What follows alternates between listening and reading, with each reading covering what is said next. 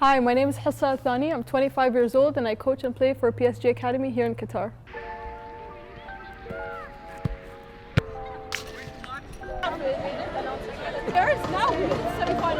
Ever since I remember at home, football was always on the TV. So I just always had a curiosity about this game, and whether I liked watching it or not, it was always on TV, so I was forced to watch it. So when I was younger, there wasn't really any academies or anything to do with the women's or girls football, so I only really remember playing at school and school tournaments. I actually wanted to join and take it more seriously. So they ended up picking me for the team, and then I played my first tournament, and we didn't do that great, but it was my first step to football. So actually my mom, back in the day, she was a PE teacher. She was one of the first female PE teachers in her university. So as I grew older, I realized that I did want to take the sport more seriously and be more competitive about it. So when this opportunity came for me to pursue football in a more professional fashion, she was the first one to encourage me to go for it. And since she had broken barriers as well when she was younger, she told me to do the same, and that's who really encouraged me to play my sport, even to this day. And one of the days in school, we had after-school activity, and one of the managers of a newly created team, which was Al women's team, came and she asked our PE teacher if he knew any of the girls that were really good at the sport. So he gave my name and a couple of other girls' names, and they invited us to go to a training session with the team, and it was actually one of the first women's professional team here in Qatar. And we went to the training session and they ended up choosing me for the team. So this was my first start. I think I was about 13 years old at that point. So as a kid, when I first started playing professionally with Al women's team, they actually put me on as striker because I was too short and too small to play anything else. So I wasn't used to playing striker, but I actually ended up getting the top scorer for the league for that year, and I was only 13 years old playing with grown women. So that was a very proud moment for myself. And then as I got older, I started getting taller and stronger, so I ended up playing more midfielder positions and on the wing as well. In 2013, it was the first official women's professional league here in Doha. That was the first year that my team and I played in a professional football environment. 2014, there was another tournament, the same as the one in the year prior. However, after that, the league actually stopped for till about 2021, so that's a big gap. It was about 6 or 7 years.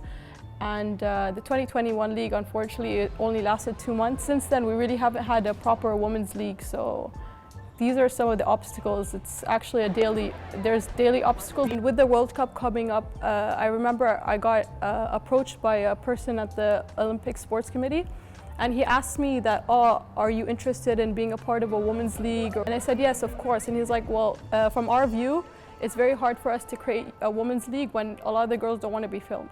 So I did understand that part, and I think the funding and that part as well, it really created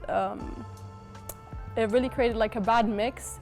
So when the Women's League resumed in 2021, I only started training with them before I traveled, and when I started training with them, I met Aya. She's also a coach in the PSG Women's Academy. Mid-2023, she asked me because they were looking for female coaches, and honestly, I never really looked into it before. I didn't really have any interest in being a coach. I was very into playing myself. I couldn't look at a ball without wanting to go play, you know. She was the one that asked if I was interested, and I said, okay, sure, I'll do a trial. So I did a trial with her for about a month or so. I never really thought so much went into coaching, and especially coaching younger girls. Like it's fun to see myself in the girls that I coach. So as a coach, you actually have to get licensing to coach girls and then professional leagues, etc. So right now I have my C license, so I got my D and my C license, and I'm planning to do my B license later this year.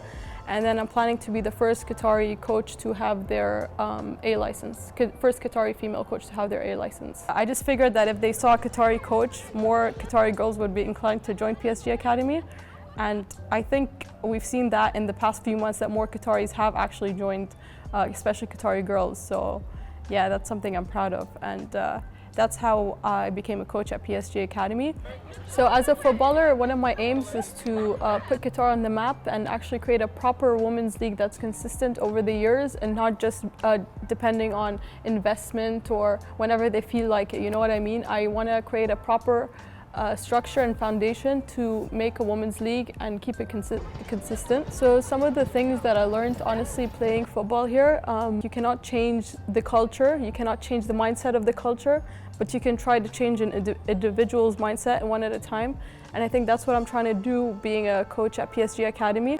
Sharing my story with these parents, it really gives them like a good motive to keep their kids playing and just to help their girls pursue their dreams. So do I see a future for women's football here in Qatar to grow? Yes, I do, but I don't know how long that's going to take, honestly, because it's a very hard culture norm to get out of, you know what I mean? It's tough to do, but I think we have to start by changing individuals' mindsets, and I think that's how we're going to start to go. But honestly, it's going to take a long time if we're going to try to change one person at a time. You know, it's not something that's going to happen overnight, but I think it might be something that can happen in 10 years. I doubt it's going to happen before, to be honest. If there was a message I would give to Qatari girls, I would say pursue what you want to pursue and don't let anyone tell you otherwise. You can be your own person. You could be the first to do something in the country. Don't feel like just because no one's done it before that you can't do it yourself.